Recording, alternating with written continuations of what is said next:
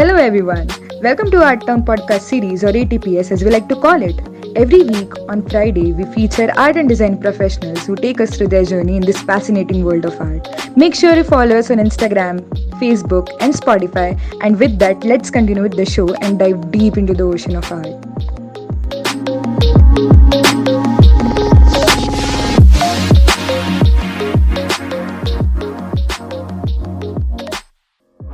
Today we have with us a practicing wildlife artist and a conservationist, Niharika Rajput. She uses the beautiful art of paper sculpture as a medium to investigate the damage caused by the urban society on the nature and wildlife. She believes that each one of us can contribute to restore the wildlife and their habitat in literally any way possible. She has an intriguing eye for nature's most sophisticated mechanisms, but her love for birds is unmatched. Her ongoing projects are dealing with the subject of bird conservation in India and all over the world. She not only sheds light on wildlife conservation but also brings a very beautiful yet concealed art of paper sculpture in front of the world. So let's dive into our conversation that will enlighten all your senses.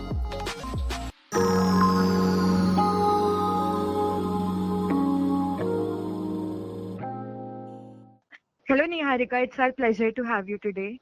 Before we dive into our actual conversation, I would just like to ask you, how are you and how has quarantine treated you till now? Hello and namaste to everyone. I'm absolutely fine. And I think the quarantine has been okay for me. And I've kept myself busy with work and also on the home front since I'm sure everybody is really gotten down to doing a lot of work. It's not been bad, except for the fact that yes, travel has been restricted. So a lot of my projects that I used to do in different states have come to a halt. But other than that, it's been perfectly fine. Great to know that. I know that the quarantine has restricted our traveling and journeys, and I hope that all of it just gets fine very soon and you are uh, safe and sound wherever you are. So I always wondered that this paper sculpture art is so unique and so beautiful. When I went through your website, it was so colorful and so realistic art it is. And it's a very sad fact that most of the people don't know about it. So how did you come across it at the first place? And what gave you the inspiration to take a step ahead and learn about this art at the first place? To be very honest, it was not paper that drew me towards what I'm doing. So it was not the medium that I chose. I chose the subject first. So when I started building art, I was making various different abstract forms, and my sculptures were much larger in size. And I mean, even though they were abstract in form, there was some influence, some inspiration that came from wildlife because there were elements of wildlife in them as well. But there came a point where I had this mental block, and I didn't know what I was building or who I was building for or how I was going to sell my work or what my inspiration was. So I took a little time off and I took a trip to Himachal, and I spotted a bunch of red-billed blue magpies there. And I think, see what I felt in that moment when I saw those birds is what I felt as a child because growing up, I've always been a very deep admirer of all things wild. And I used to spend my time in our kitchen garden and our front lawn and the small patches of forest that we had in front of the house and behind, etc. So I used to love spending time with small insects, butterflies, observing, birds. So the first bird that I actually spotted, which drew my attention, I would, put it that way, was the white-throated kingfisher.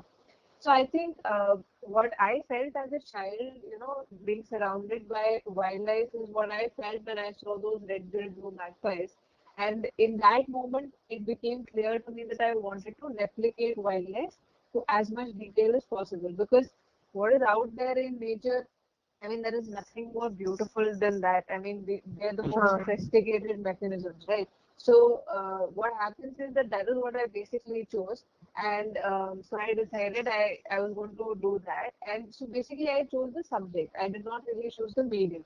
Now, how I got down to choosing the medium was when I decided I wanted to build sculptures of birds, I worked with different materials and I used fiber, fabric, jute, wire mesh, many different materials.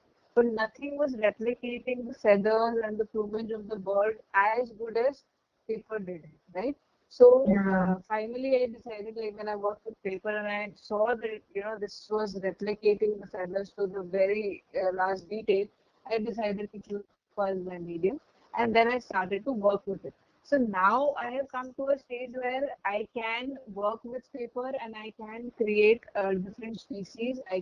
I've even started like building plants and different flowers, etc. So I'm moving into the world of flora as well. So I think I've become very comfortable with how paper works. So that is how it has been for me. Wow, the journey seems really beautiful, and I really like the fact that childhood has so much impact on the kind of choices that we make in our future, right? Right, right, So right. yeah, that's very interesting to know. And it's seen that you are a very keen supporter of wildlife conservation and you have worked a lot towards the cause.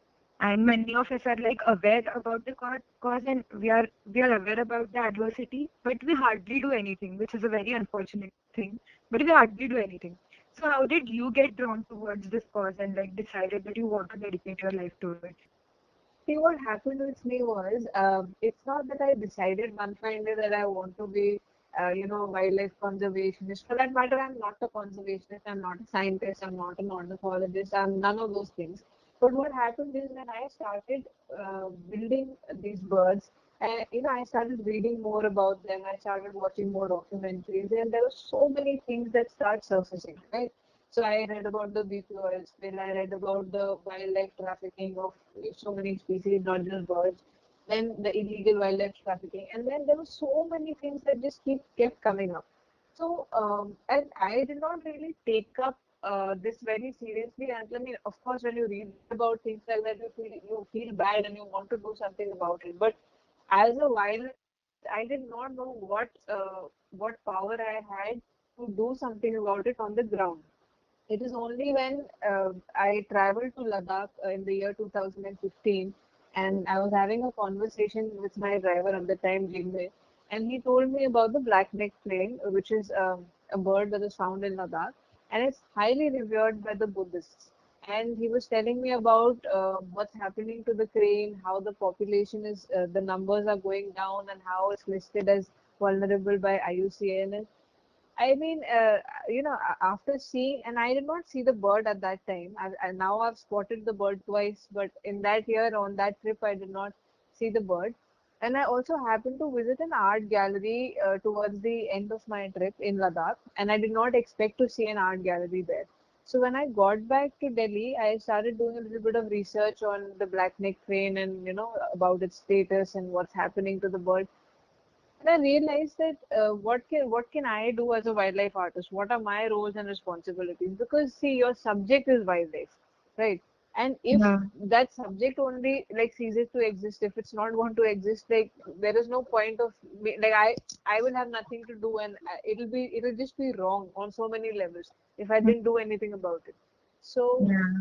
so I decided that okay, since I'm not a conservationist and I don't know much about how things can change on the ground, I thought okay, I can at least conduct workshops with children and I can, educate them, teach them about what's happening to the bird and what's happening to the wildlife around them. At least that can be some step that can, be in that direction. Educating, somebody about what's happening should be the first step. So um, I think it was really my art, that took me on this path. And now, of course, I have done many, many projects. I've worked with many organizations. I have independently done so many projects. So I wouldn't say that I've done enough. I've not even like I've done nothing actually on the ground. There is so much more that needs to happen and needs to happen like immediately. It cannot be delayed.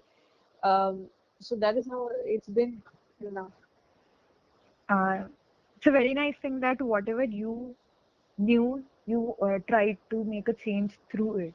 Right. And I hope everybody tries to do that with their own potential, with their own skills.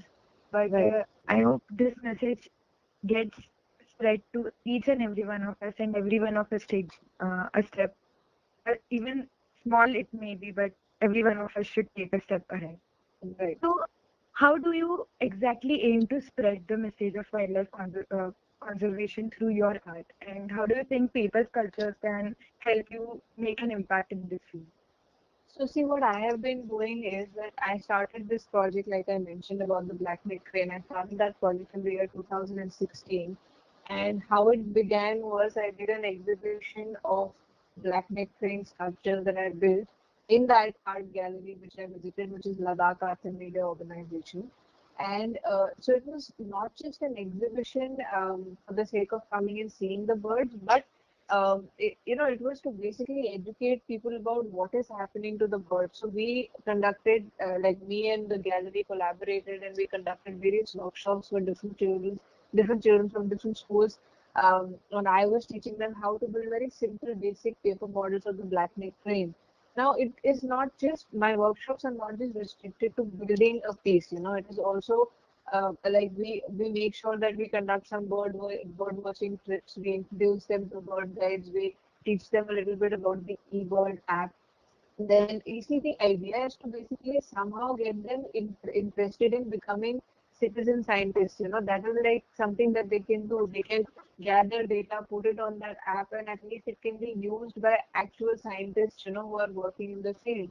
Then so there are many such like activities that we do. So that is how it started off. So along with those the exhibitions that I've done, because I've done multiple exhibitions in Ladakh in the same gallery, I have conducted various workshops in different schools in Laytown and in the remote villages of Ladakh.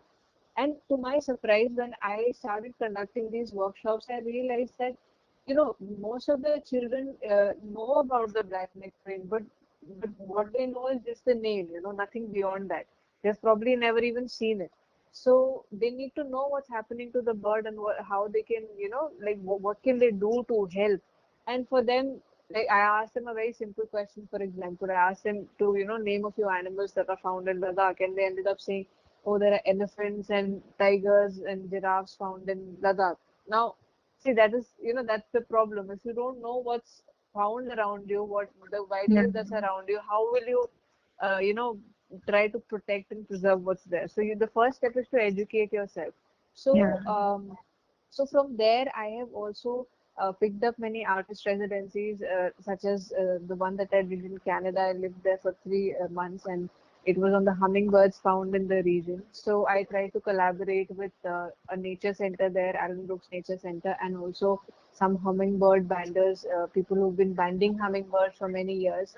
So we Mhm. try to put together an exhibition and a presentation. So when the local community comes to a function like that, where there is an exhibition of artwork, and people get to see how hummingbirds are caught in the trap, how they're banded, what is their Mhm. migration pattern, how do they migrate, how to make the hummingbird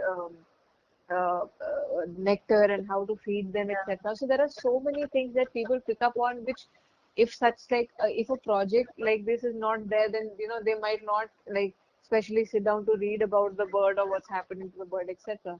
So I have done that, and then I've also worked with a lot of wildlife organizations such as WWF, WTI, NCF, and many forest departments also.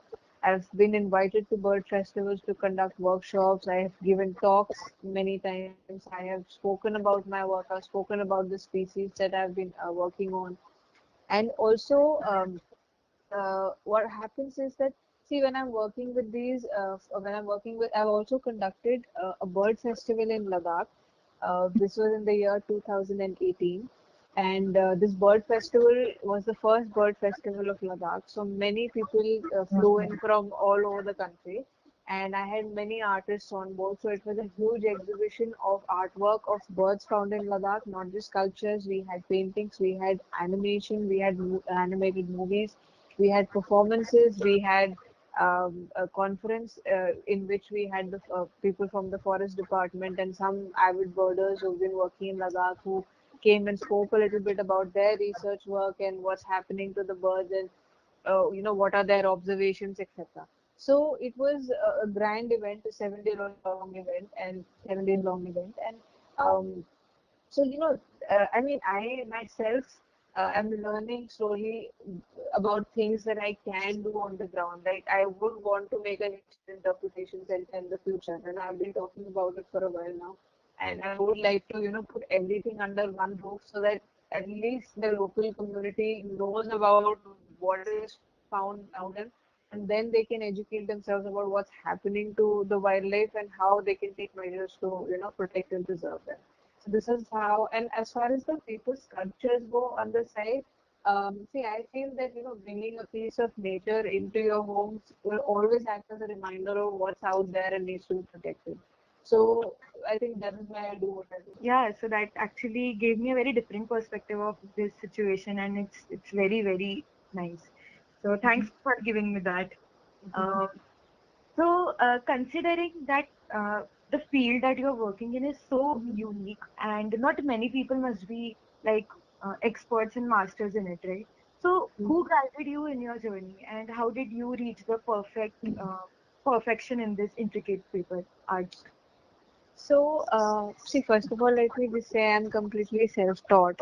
I have Wow. not attended any art school. I don't have any degree in fine arts or any such thing. So, how it started off for me, I always had an inclination towards art, and as like growing up, I loved building 3D models, not specifically of wildlife, but abstract 3D models. I used to love building stuff, Mm-hmm. and so I think when the time came to make the career choice, I knew that I wanted to take up art. But then again, it is such a vast and diverse field that I did not know what should be my subject or how I was going to progress or how I was going to make money off of it or what was I going to do with it. I had no idea.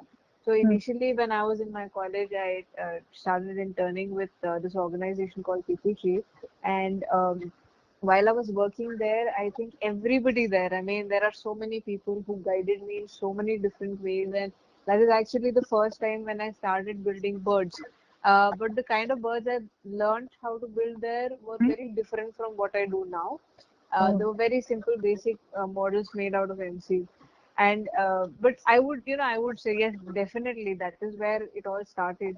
But after that, when I left People Tree and I started building sculptures all by myself. Like I said, they were very abstract in nature and they were quite ginormous in form and had some inspiration of wildlife. Every piece that I built had some inspiration, from wildlife. Mm-hmm. But when I started building these birds, when I saw those red-billed blue magpies, I was clear in my head that if I am going to build something like this, it has to look just like this. So my idea was to realistically replicate that bird because I felt that that was going to be a challenge. Anything in nature is just sheer perfection. So for me to, reach that level of perfection where people can look at my work and think that, okay, maybe this is a real bird or get confused that, this could be a real bird or this could be a real animal. So then that is the time when I would feel that, okay, I have succeeded in building this piece because that is my idea. My idea is to realistically replicate it.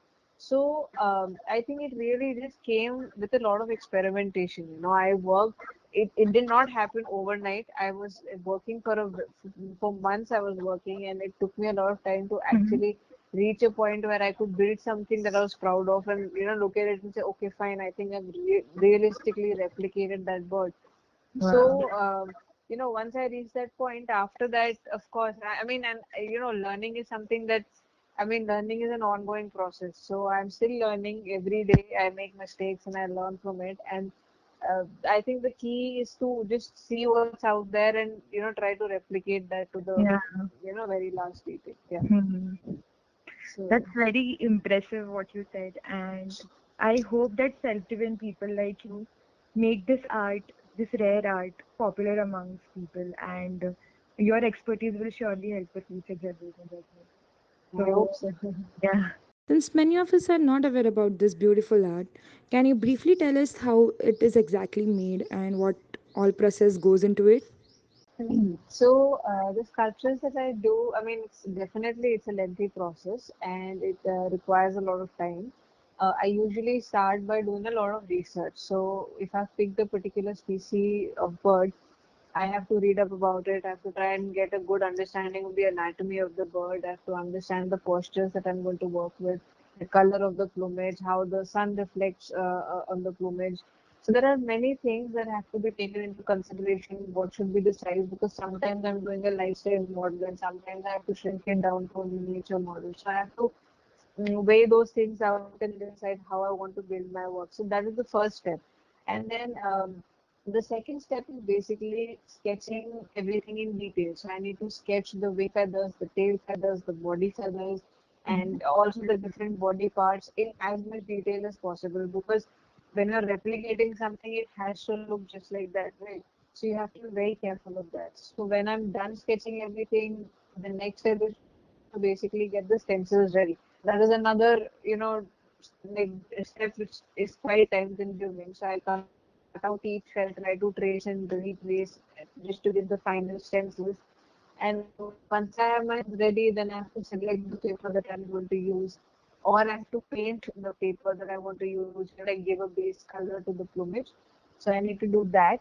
And before I start cutting out the feathers, I basically put together the structure of the body. So in a miniature form, if I'm doing, say, a hummingbird or any bird that is a really small form, say about 3 to 4 inches big, I usually prefer using M-Seal for the body, and then I do the paperwork on that.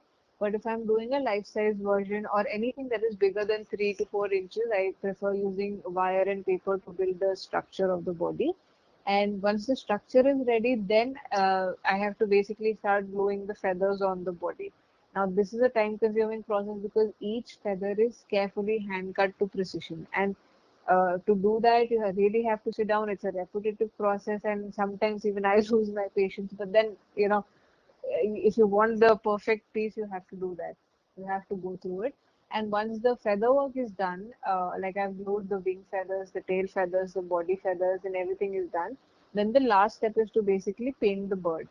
And then if I like try to build a landscape around it, then for example, if a bird is perched on a tree or branch or a flower or something like that, then that needs to be built as well. And then in some pieces are more complicated than that. Like I've done a kingfisher piece in which a male kingfisher is feeding the female a fish, and then in that the driftwood also had to be built out of paper mache clay and wire, etc. So I mean, pieces like that can take longer than normal. So that's the process basically.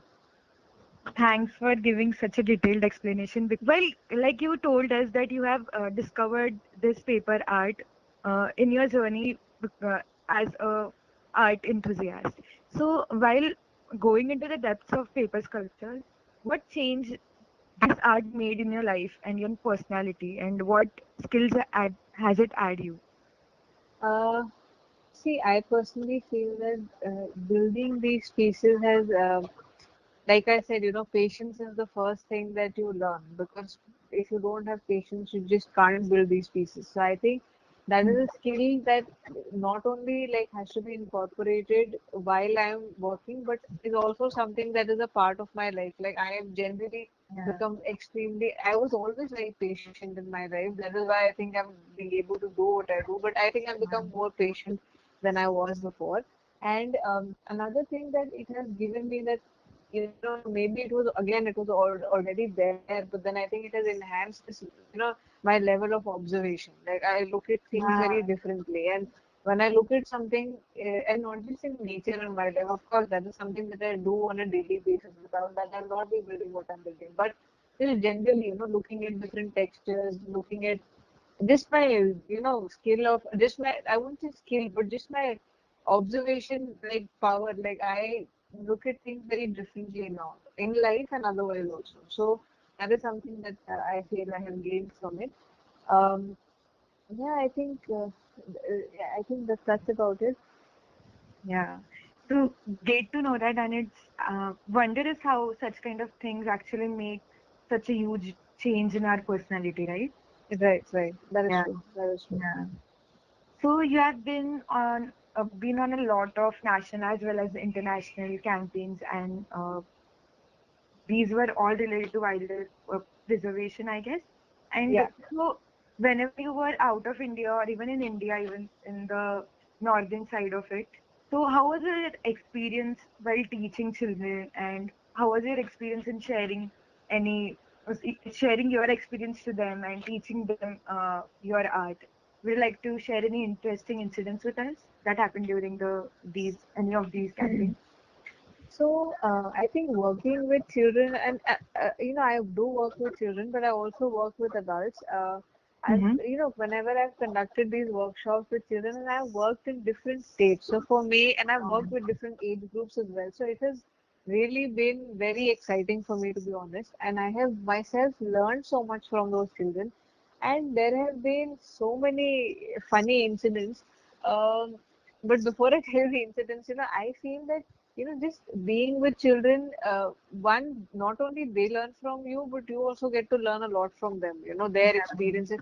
Because when I worked in Ladakh, and especially in areas where the black-neck crane is found, the children know so much about the black-neck crane, children who are living closer to like the lake where the black-neck crane is found. But then the same batch, if I go to the town, if I go to Leh town and I conduct a workshop, they have never seen a black-neck crane. So of course they're not going to know what those children know who are living close to the lake. So the amount they know about the bird, like at least in that case, it was really amazing. Um, Incidents, if I tell you, there have been many, but one funny incident that I'd like to point out. I was conducting a workshop in Valparai. So this is in Tamil Nadu, and this is quite recent. This is just last year before the lockdown, before COVID-19. Um, I was conducting a workshop in a government school, and we were building different species of birds, and we were using paper and cardboard and different materials. And this boy, young boy, I'm forgetting his age, but quite a young boy. Mm-hmm. After the workshop got over, he just came to me and he said, "Akka, Akka," and Akka means sister, I think, in their language. I just looked at him. I said, "What happened?" He just, he offered me a small piece of paper, and I asked him, I said, "What is this?" He said, "Open it and see." I said, "Okay." Then I opened that piece of paper, and there was like he had signed on that piece of paper. So I asked him, "What is this?" He said, "This is my autograph." So I said, "Okay, why are you giving me your autograph?" And I asked him. Then he said, "Akka, one day I'm going to become a very famous wildlife photographer. Then you can tell people you have my autograph." So Wow, so wow. that was something that really, like it touched me in ways that I can't tell you. Like I remember that boy's face even now. And see, when you go to conduct these workshops, you don't realize what kind of an impact you will have on children. I have had children sending me pictures of their work even now. I mean, it's been years since I have taught them, and they keep asking me how they can make different species of birds, and they're at it like endlessly, and they want to improve every single day. And it's see what happens is when you start building these birds, it's not sculptures that you're building. You go out, you step out, and you look at the birds around you. So you're actually educating yourself, and you come back and you want to build it. And not just about the birds found around in the vicinity, but you also sit down on the net and you look at birds found in different areas, different parts of the world, and you want to build it. So you're actually educating yourself. So I feel that when I started out, I didn't really know what kind of an impact it will have. But slowly over the years that I've done these workshops, now I know that okay, it does really have an impact. So yeah, I'm glad that it works like that, and I hope in the future also I can have some impact on people I work with. Yeah. Actually, when you shared your experience, it does seem very exciting. This art is very different and it's very beautiful. So, Mhm. where do you think it can be applied in practical world? Like you are applying it in wildlife conservation, which is very appreciable. Do you think of anything, any different field where it can actually have an impact or something like that? See, it is not about the art. I would say it is. See, if you want to just look at the material, then there are Mm-hmm. many paper artists out there who are exploring many different subjects. And see, material. I feel that is just my personal opinion. Material is secondary. Okay, your subject. You should be clear about what your subject is going to be. Okay, and how you want to depict that, and what is the best material that you can use to depict that. So, addressing various social causes, economic causes, or any kind of cause, I mean, environmental causes, whatever it is that the artist personally feels that they want to choose. I think material is something that can come later. Subject is most important. So Mm-hmm. as far as paper goes, yes, I know of many paper artists who are addressing many different issues out there in the world, and um I think it also depends on how you address your issue, you know.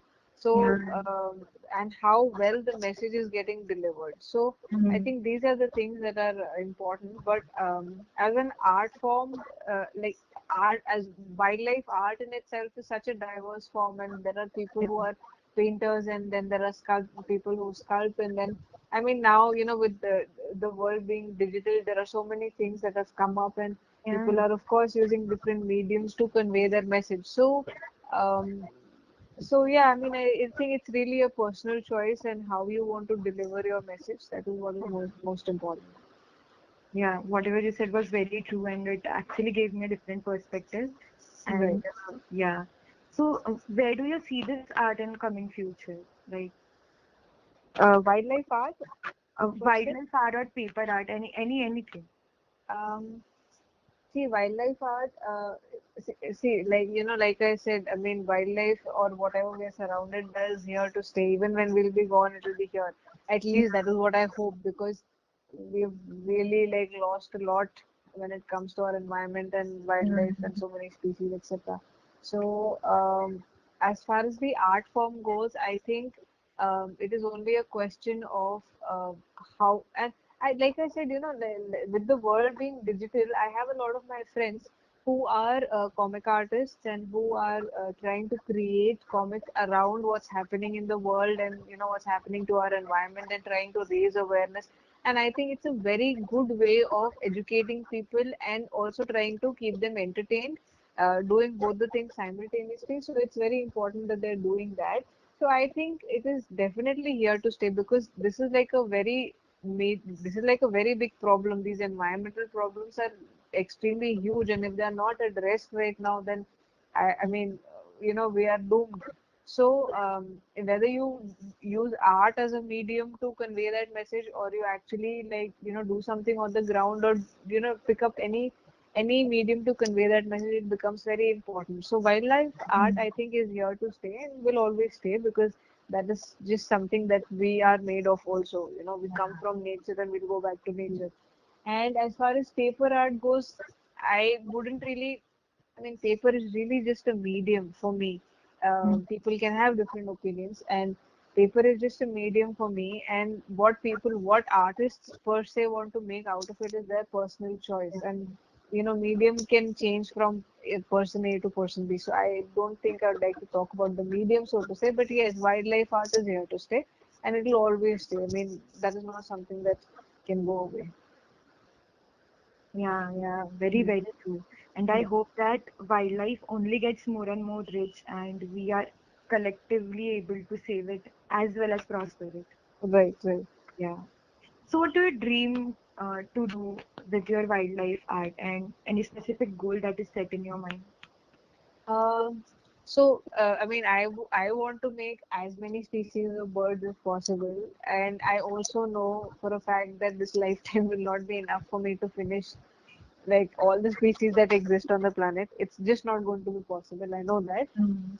And not just birds. I mean, I've already started stepping into, like I said, the world of flora, and I want to look at and plants are something that are extremely intriguing, and I want to look at different species of plants. I want to look at different species of insects.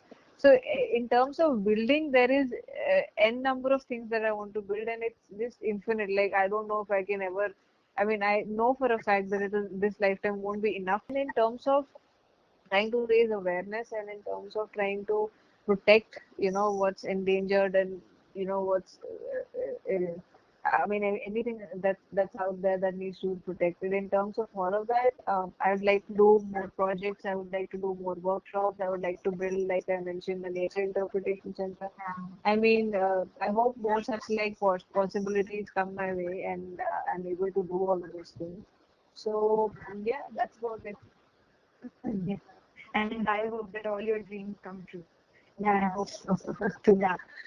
So lastly, I would just like to ask you, what are some suggestions that you would like to give to the audience and the listeners, and how will you motivate them to pursue art and like also think of wildlife and try to preserve it?